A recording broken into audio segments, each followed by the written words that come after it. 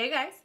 So today's video, we're kicking it old school. I used to do these videos back in like 2019 to 2021 where I would sit down and compile a bunch of releases and trends and hang out with you and talk about my feelings and thoughts on them. I kind of want to talk about the state of releases, like what we're seeing a lot of, where the trends come from, why I think it's popping off like this. I want to talk about, individual releases that I think are either really cool or really bad. And then I'm sorry, man, we got to have a little roasty section. At some point in this video, we're going to talk about the stuff that I just think is buffoonery. Grab yourself a matcha, a bone broth, something, sit down, let's hang out. Oh, wait, before I say that, hi, I'm Whitney. My channel is Beauty, Beauty, Beauty. If you like makeup, skincare, fragrance, body care, glowy stuff, if you like talking about beauty, if you love the culture of it, if you love the idea of a community centered around all things beautiful, then please stick around, subscribe, thumbs up, like the video, share it, helps me out a lot. I am here to help you. Scratch my back, I'll scratch yours. Well, let's get started. What I want to start off by saying that I thought was so wild, right? Because like I told you guys, I did this for a couple years a while ago. 2019, 2021 is when I would do this. And I would always go to either Trend Mood or Hot Fire Makeup. And lo and behold, when I go on there the other day to do a little roundup, one of them, I can't remember which, you'll have to forgive me, seems to have basically stopped posting altogether. And it seems like that stopped happening pretty recently. Only reason that struck me as interesting is because when I used to do these videos, you could get on, I don't know, let's say Hot Fire Makeup, for example, and count out, because I did it one time for a video. There was one video when I did this style that I wanted to calculate roughly how many makeup releases happened that month. Because back in 2019, we were getting several new releases a day. It was impossible to keep up. But you could go on like Trend Mood or Hot Fire and probably find, I'm not even kidding, I think one month it was like 60 or 80. It was a huge number of makeup releases. So when I got on Trend Mood or Hot Fire or whatever, and I looked at it and saw that it was scarce, I just couldn't help but wonder, like, I felt very Carrie Bradshaw just then. I couldn't help but wonder, do we all need to make up makeup? Oh, anyway. I couldn't help but wonder if something happened behind the scenes, like, I don't know, did they get canceled or just decide to quit doing whatever they do? Or is it like the releases are just so sparse now that those accounts are just kind of dying out? I don't know. You'll have to tell me what you think down below, because I couldn't be bothered to figure it all out. It was just my observation. All that being said, let's start with talking about blush. I know that blush is nothing new. We know that for about the past, by the way, my notes are in front of me, so please forgive me if I keep looking down. We know that blush has been having a moment, in my opinion. I feel like it started in 2020 when Rare Beauty launched, because they launched those liquid blushes. We had blush prior to 2020 and Rare Beauty and this kind of recent just explosion of blush, but it wasn't like it is now. Like, people used it, but it wasn't the feature of your makeup. I think the main reason we have seen this shift is because the makeup looks that are trending, or that I see the most of these days, probably because I curate my content as such, I feel like what I'm seeing is so much more skin focused, light, fresh, glowy, clean girl, some version of that. Blush just mimic a natural flush on the cheeks. It brings color, vitality, youth, little pinchable little baby cheeks, and I think that's why it's doing so well. I don't think people are necessarily wearing blush that way. People be piling it on. I am here for it. I don't care. I have nothing bad to say about it, but I am infinitely amused by this, because a few years ago, 4 or 5 years ago, it was eyeshadow palettes. Good Lord. Pre-pandemic, it was all eyeshadow palettes. They were coming out constantly. It's because those type of products, eyeshadow palettes, matte liquid lips, frosty ass highlighters, they were impactful in a selfie.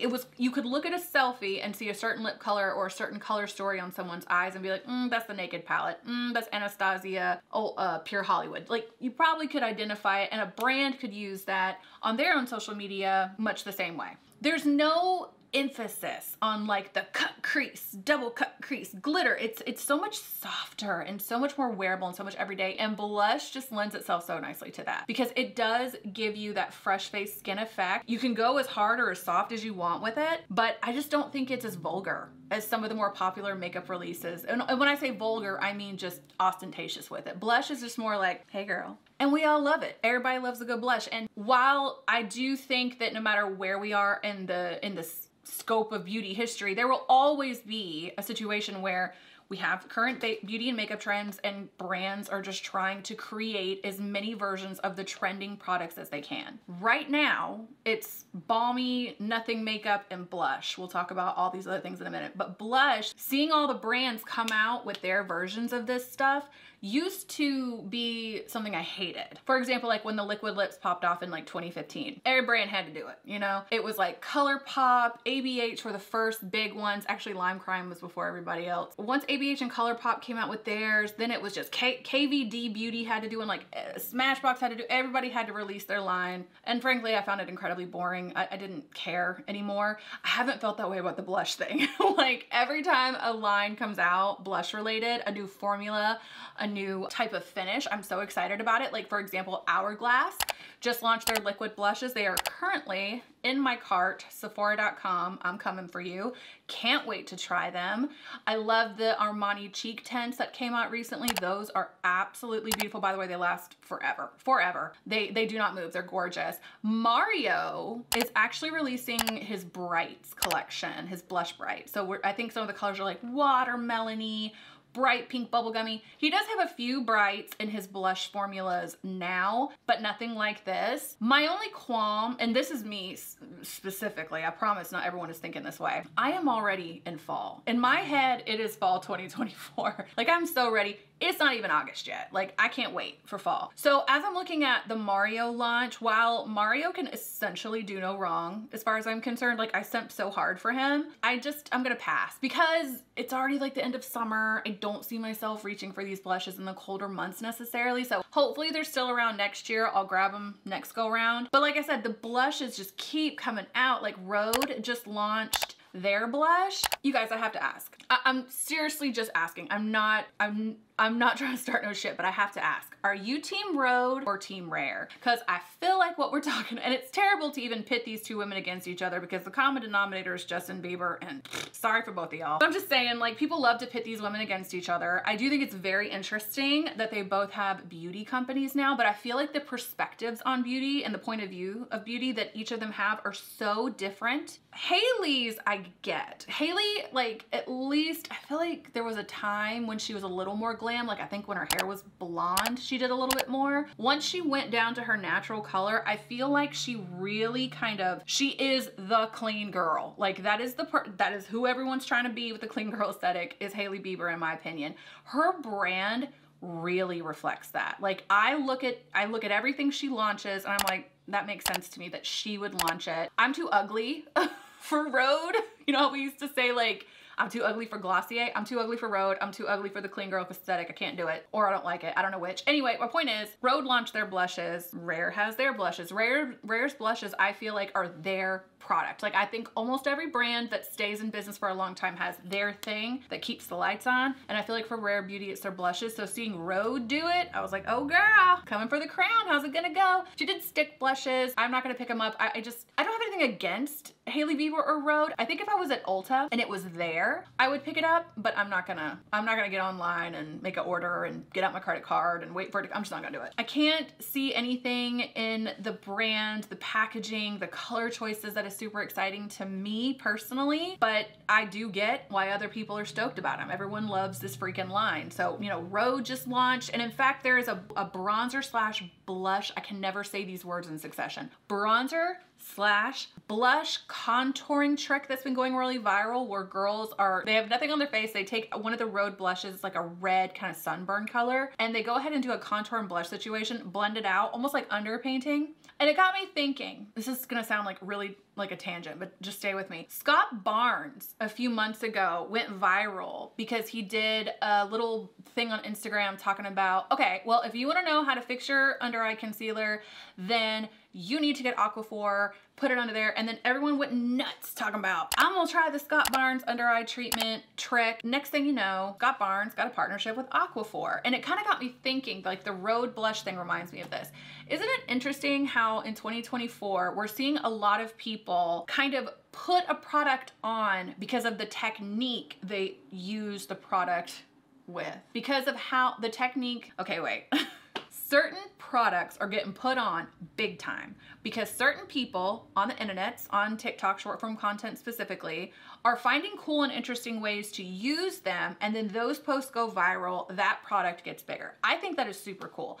I know it's hard to believe, but that's not how it used to be done. I do not feel like people were even really interested in trying multiple kinds of techniques. It felt very cookie cutter makeup technique wise for a long time, and they certainly were not trying to multi-purpose things. I remember doing a video a long time ago and having to be like, y'all do not need all this shit, just so you know. You can use your eyeshadow as a contour, you can use your bronzer as an eyeshadow, you can use your highlighter as an eyeshadow, you can use your lipstick as a cream blush if you want to. Like, it was a whole thing. And now when I see people like really spearheading that perspective on beauty and like, here's all the cool things we can do with this, I think it's neat. I know. I'm easily impressed these days, so do not feel any type of way if you don't think that's anything interesting. I just look at it from a longer lens. Like, I just know that back in the day, if a product went viral, it was literally just because it was a collab with the already really famous influencer or something to that degree. It wasn't hacks driving up the demand for a product as much as they do now. That's what I'll say. Let me just get to the point there. Anyway, I want to talk about the rise of what I'm calling nothing makeup, which is makeup that is almost imperceptible unless you're in person. A good example of a product like this would be the recent Patrick Ta highlighters. I bought 2 of them. I think they're really cool. I like them. I know a lot of people had some type of feeling about it. I picked up 2. I picked up Baby and what was the other one called? My Love. I like them. I think they're very nice. I think that they're a little fussy, specifically as it pertains to the balm texture of like the cream component, but I still think they're super gorgeous, and I think they did what he wanted them to do, which is just create a super gorgeous, lit from within, almost invisible highlighter. And when I say invisible, I mean the color is invisible, right? I don't want a highlighter that doesn't highlight, that doesn't give me the glow, but I also like don't really see a world where people want to go back to the time of like, I want a clearly gold highlighter, I want a clearly pink highlighter. Like, we're so much more in this mode of really sheer washes of color, and I think that especially back in the pigment days, that would have been unheard of. Like, it would have been chaos 5 years ago if Patrick Ta launched this highlighter and people did not think it was pigment enough. Like, once upon a time, literally pigment was the only thing people cared about, is how pigmented it is. It's like they learned that word, like when your toddler learns a new word and just throws it around all the time. That's what it was like, and it always frustrated me because I feel like for the most part, once you start fixating too much on pigment, and I am not a cosmetic chemist, I could be talking out my butt, it's just what I've seen. When a product is too fortified with pigment, like that is the majority of the formulation, you end up compromising other things. I am so sorry, I don't know why my nose is always so itchy when I get on camera. It's wild. You do compromise on other things. Like, typically when something is full pigment, I find it drying. Like, that's always been my experience. When something is really trying to slap you over the head with the pigment, I find it drying, just not very lively. So the fact that now we're pivoting, or we have been pivoting to like what I'm calling nothing makeup, is amazing to me, because that full face slap you over the head pigment thing was great for the YouTubers, because y'all can't tell, but there's lights all over the place. I'm on an HD camera, so pigment, making things very apparent on camera really made sense. Once shit went to TikTok and Instagram and everybody kind of got to be a part of this instead of just the YouTubers, things changed because your phone's a little different. Filming in front of a window is a little different. You can get away with softer makeup products, and I think what happened is once the everyday person started becoming their own version of a content creator and they started really hyping up actually usable, wearable, everyday products, brands got the memo and started creating it. And I just think we see it everywhere now. Like, another really good example of a nothing makeup is the Makeup by Mario bronzing fluid, serum, whatever. But what I like about that is it's so natural and fresh and beautiful on the skin. What those types of products are also doing, these balmy, veil, oily type of things, is they're doing the work for you. When you have product that is so chock full of pigment, it's like you gotta blend that shit out. That's like when full coverage foundation was such a big deal. That used to stress me out because the more full coverage it is, the more spot on that match has to be. You're basically painting your complexion on. There's nothing peeking through when it's that full coverage. I'm excited. I love the tints. I love the lip oils. I love the glosses, the balms, the sheerness of it all. I think it's so much more wearable, and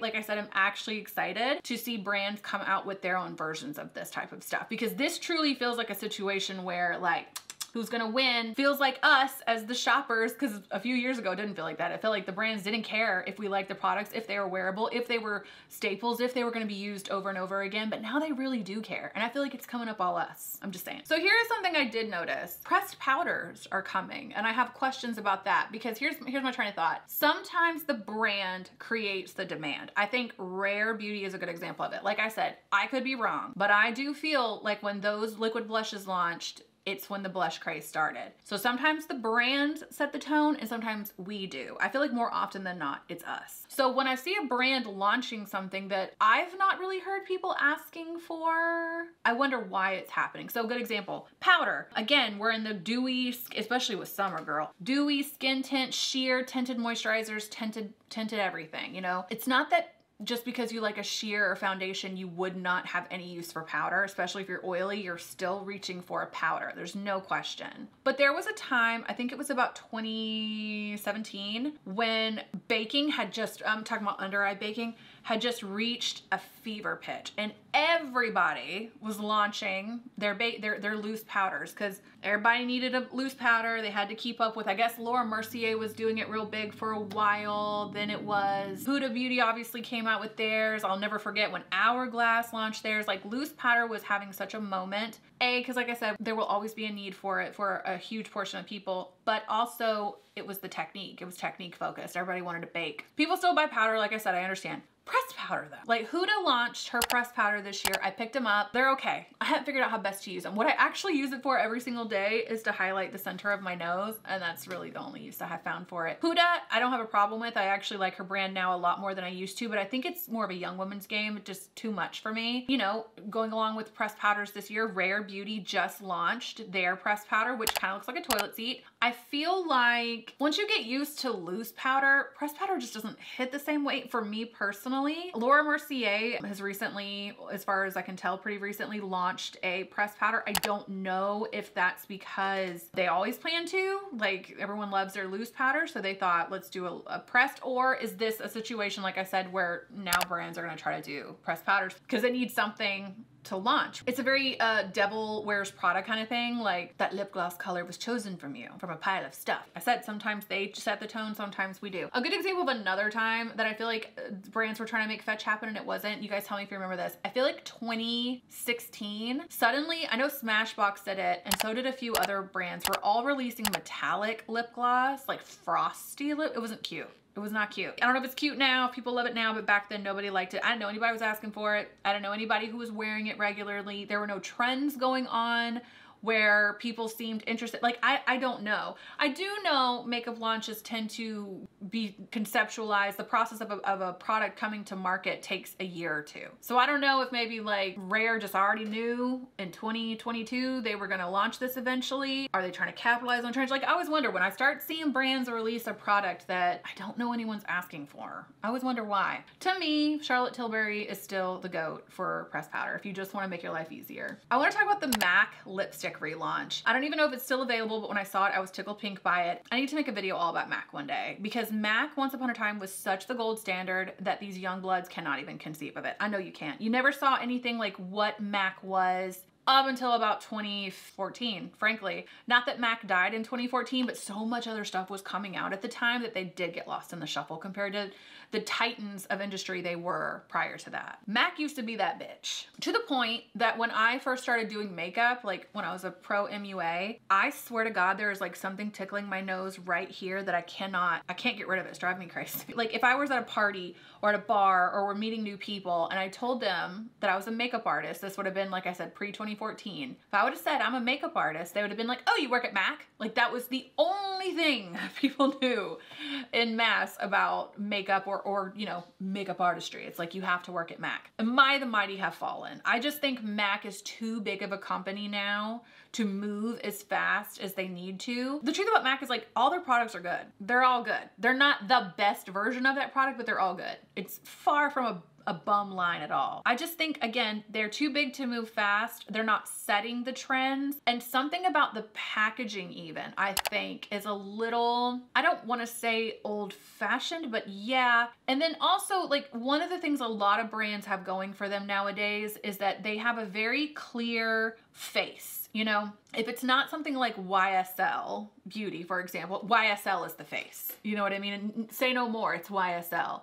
Or going back to the top of the video, you have Rhode, you have Rare, you have One Size, you have Mario, you have Charlotte. Like, their faces. People connect to faces. They connect to a personality. And MAC just doesn't really have it at all. What they did have at one point was awesome collections, really cool collections. Like if you were a true beauty nerd in the late 90s, early 2000s, you are just conjuring up images right now of just the coolest collections you've ever seen. I think it was like seasonally. It got to a point though where I couldn't even keep up with the MAC collections. They got real rowdy. But for a time when they were a little more sparse, they were so special and so cool. I don't know how MAC's gonna get that back, but I do think the lipstick relaunch they did was a good start. If I were MAC, however, I would try to figure out a way to do capsule collections, to do vault collections, to do re-promotes, especially now, MAC, because the millennials, hi, hello, who are just nostalgic driven like you've never seen, would love it. There are a handful of beauty brands. I have figured out how some brands that have just lost public interest can revamp their image and reignite interest by going back to their old shit and kind of re-promoting or reintroducing, getting that spark back, because the millennials will grab it, I'll tell you that much. But like MAC,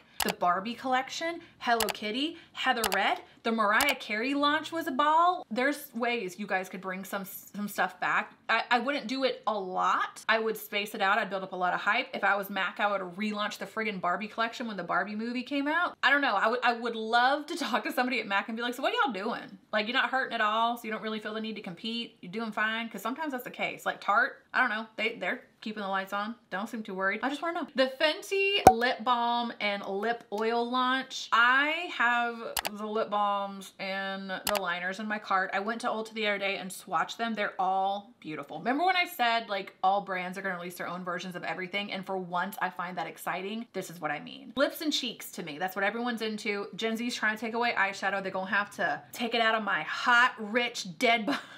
That's not me saying that. That's Chanel #1. Hello, you uncultured swine. I would never say such thing. But my point is, you can't take eyeshadow from me. You're just not gonna do it. Lips and cheeks are just having such a moment. And with both, it's that juicy, kind of very youthful, easy, light look. So we're seeing lip oils over lip liners, tinted lip balms over lip liners. That is the vibe. And it does excite me to see more and more brands coming out with their versions of it, because I feel like these products are gonna stick around. I don't think we're gonna see them for 2 months and then they're gonna be at TJ Maxx. I think these are good staple products. And I think they're wearable, which is kind of going back to my point I was making earlier about how interesting the shift has been since, and I say the everyday person, that's not to be like, and I'm not everyday. I'm just saying, like, for a long time, it was just one type of content creator, and now like everyone's kind of a little content creator. And for the beauty industry to pivot and create products for everyone, because that was a thing I used to hear a lot. Like back in the old days, 2014 to 2019, I was never like quite as severe with my makeup as some of my peers were. No tea, no shade, it's just a fact. I feel like I towed that line way heavier than I wear it now, but not nearly as heavy as I could have gone. I guess what I'm saying is the makeup I used to do on myself and the products I used to like, if I were to do it on my friend or anyone else I knew who was like a normal person, they'd be like, this is too heavy, this is too much, I don't like this. Like, I just feel like for a long time, the average person didn't have a good selection of products because everything was so created for camera, for heaviness. And now it's just not the case. And I love it. I love it. I want to know how brands are experiencing that. I want to know what their numbers are looking like as a result. The Maxine, Maxine X Pearl and Half Magic collab, I think is pretty cool. The only thing I would have done differently if I was in charge of this, because here's what I thought. When I saw the Maxine Half Magic collab, I thought the owner of Half Magic, who was also the head makeup artist on Euphoria, I'm so sorry, I can't remember her name. Danella, I'm so sorry if I'm saying that wrong. Danella Davey is the makeup artist for Euphoria, and her makeup on that show when it first came out, everybody was losing their mind. Like, everyone wanted to copy these like wearable yet really high concept fun makeup looks. So she just started a line where she can offer you guys that product, those type of products. Genius, 5 stars, no notes. The only thing that about the Maxine Half Magic collection that threw me for a loop is for some reason I thought Danella Davey was the head makeup artist on Maxine. So that's the only thing that would have really drove this home for me. She wasn't, in fact, I looked into it. But I do like this idea. I just don't know if this, I don't know if this was the best rollout. And I would like to know who the target audience is. Is the idea in this moment, Maxine is gonna be Googled, let's get, you know, let's try to ride the algorithm for a second. And then yet, you know, Maxine's makeup is very iconic. You could see that kind of blue eyeshadow, no brow look, and you would know, oh, it's Maxine. Like, it's iconic enough to warrant a collection like this. Are you making this product so you can send it out to the makeup and movie girlies? Because that would be genius. Very smart. I just want to know more about it. I just want to be like, did the studio approach you and ask you to do this? Did you know this was coming out so you grabbed a licensing deal? I just want to know. It's not a bad idea. It's not a bad idea at all, especially like I said, because Maxine's look is so iconic. I just have questions about why here, why now? What was the plan? I just want to know. I'm sorry to be so antagonistic and such a little shit stirrer, but the Rare Beauty liquid blush tote keychain thing, I feel like is a less elegant version of the Rhode lip balm phone case. I don't mean to keep deliberately comparing these two women's brands this way. Rhode took their big thing that I feel like kind of put them on the map, which is either the glazing milk or the peptide lip treatment. I think those are the two things the brand's most well known for. So Hailey Bieber or whoever over at Rhode decided to make a phone case that you could store your lip balm in. I thought that was so smart. What do you always have with you? Your phone. What do you always want with you? Your lip balm. Genius. Love it. This little tote bag, I think they're trying to do something similar with it, but I'm wondering who carries their liquid blush around with them. I wonder who wants to put it on a keychain to just get thrown in your bag and potentially fall out. Like, I don't know. I don't know. I thought this was a little gimmicky, a little silly, and I felt like they were trying to, I'm not saying deliberately copy Rhode, but I think someone saw that and was like, you know what, we need to create some kind of on-the-go kind of viral moment delivery system for our product that, you know, people can snap pictures of and put on TikTok or whatever the hell. I just think it's not a very elegant way to do it. I don't know how many solutions. I don't know what I would have done different. I would have just let a brand like Rhode have this one because it is a really good idea. I don't really think this was a good idea. I'm gonna talk about one collab that I think is stupid and then we'll end on a positive note. Semi-positive note because we have questions. Glisten Cosmetics. I'm really not even sure who or what Glisten Cosmetics is, so I'm sorry if I'm kicking you while you're down. But this Teletubbies collab, I don't know. Here's my thing, okay? Merch makeup is always gonna happen. In fact, I was showing my daughter the Colourpop X Twinks collection and asked her. She's Gen Z, she's 18, so I am constantly asking her what she thinks about stuff as if she is like the speaker of the house for Gen Z. She's like speaking for all y'all right now, just know that. But I did ask her when I found the Twinks collab, for example, I was like, would you buy this? And she was like, I love Twinks, but this is the, what did she call it? Remake or the second iteration? I can't remember the word. So it's not the Twinks that she likes, but she said if it was the Twinks she liked, oh my God, was it Twinks before I keep saying this? Winks! Wasn't even either. Might as well said Twix. Winks, excuse me. Colourpop has a Winks collab going on right now, and it's like the same shit it always is, you know, eyeshadows, highlighters, lip products. I asked her, you know, what do you think about this? She said she would absolutely pick it up if it was the original Winks because she loves them. I asked her, you know, is it because you like any of these colors or these finishes that are in the collab? And it was strictly packaging, which Colourpop, I kind of understand doing this because unless I'm mistaken, I feel like I heard somewhere that Colourpop is borderline a print and ship operation, meaning almost to fulfill orders as they come in. They're not creating a bunch of overflow. So I guess I kind of understand how they're able to move so fast and do this so much, and it must be bringing in money because they do it all the time. But for other brands and in other situations, the reason I don't like this is because I know that it's all about the packaging, which is fine. I love packaging. I don't see a world where I would reach for something like this all the time. And I don't think that the product inside the really cool packaging is exceptional in any way. Typically, these kind of collections are not brand new, exciting formulations and finishes. Understandably so. You can't keep a limited edition collection around long enough to let your staple product be a part of that strategy, but I still don't like it.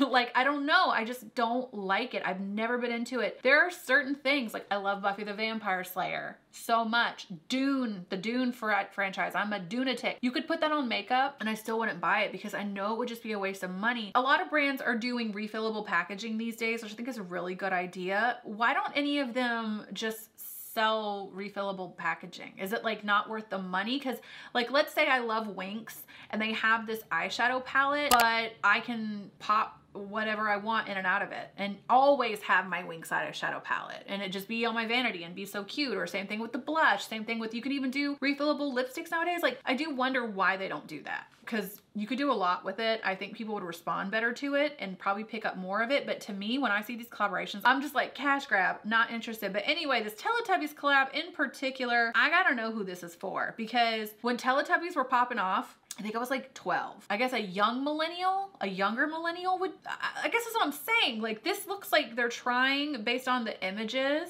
it looks like they're trying to appeal to Gen Z with this. Like, just because of the campaign and stuff. Like, do Gen Z, are they horny for the Teletubbies? Like, you know how sometimes Gen Z will randomly glob onto something from our day and just love it? Is Teletubbies that now for them? Or I don't get this. I don't get this at all. I don't know who asked for it. I think it's silly. If any of you guys are gonna pick this up, let me know. Again, I'm not trying to drag poor Glisten Cosmetics, but I also understand there's a lot of money to be made in licensing deals with a cosmetic company. So again, you know, do what you gotta do. I wanna know who the target audience is for this. I really, really wanna know who they thought wanted this. Is it just they needed to put something out? I don't know. That's what I don't like about this kind of stuff. This is cool to me. This is the, I don't even know how to say. There's so many different names here. So it looks like Tamagotchi X Bandia Namco Career Beauty. I don't know which one of those is the brand. I don't know who Bandia Namco is. I have no idea. What I do know is seeing a friggin' Tamagotchi does my spirit very well. I will never forget the Tamagotchi craze. I was, I think, yeah, about 12, 13 when this happened. Tamagotchis and Gigapets. Which ones did you guys have? I had both, but I preferred my Gigapet. It was purple. These are just like, I even asked my daughter the other day, like, why they don't have Tamagotchis. Like, why aren't y'all walking around with your little Tamagotchis? I guess it's because they have these now. They don't need it. But there's something so incredibly nostalgic, and even like the shape of them makes sense to me because it is a lip and cheek balm. That's what they're selling. So even the shape of the Tamagotchi lends itself really well to the product itself. But again, my question is this, okay? In theory, this is a great idea. Is it a keychain? Did they make it a keychain? They didn't even make it a keychain. I don't know why you would miss that opportunity. But here's my question. Tamagotchis are a millennial thing. I guess, again, Gen Z got like really excited about cassette tapes at one point. So maybe it's that. They're hoping that the nostalgia will sweep the Gen Z up in it, because this looks like a Gen Z product to me. My nose, there's like a hair, you guys. It's like just, I can't. But anyway, I can't figure out who this is for. It looks like it's for Gen Z, but I feel like millennials would be the target audience here. So I almost feel like this would have been a good collab with a brand like Urban Decay, maybe, if they did keychains with Tamagotchi. Like, I don't know. There's not a super elegant way I think you can do this. I like it in theory. I do like it in theory. I look at it and it immediately conjures up ideas in my head of like, they need to do this with Polly Pocket. There's a lot of things they could do with this. But for me, it's always about